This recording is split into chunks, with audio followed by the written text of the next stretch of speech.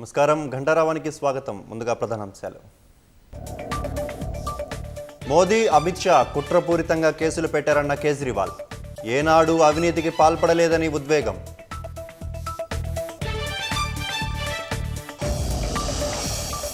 న్యాయ వ్యవస్థపై పెట్టుకున్న నమ్మకం నిలబడిందన్న కవిత. కక్షతో పెట్టిన కేసులో కొన్ని నెలలు సంక్షోభాన్ని అనుభవించారని ఆవేదన. మద్యం కుంభకోణం కేసుతో బీఆర్ఎస్కు భారీ నష్టం జరిగిందన్న కేటీఆర్. ఓటమిని తన మెడలో వేయాలని చూడటం సబబు కాదన్న కవిత.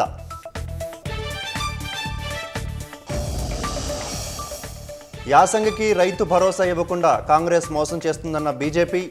ఎన్నికల్లో ఇచ్చిన హామీలన్నీ ఎగ్గొట్టడమే ప్రభుత్వం లక్ష్యమని విమర్శ.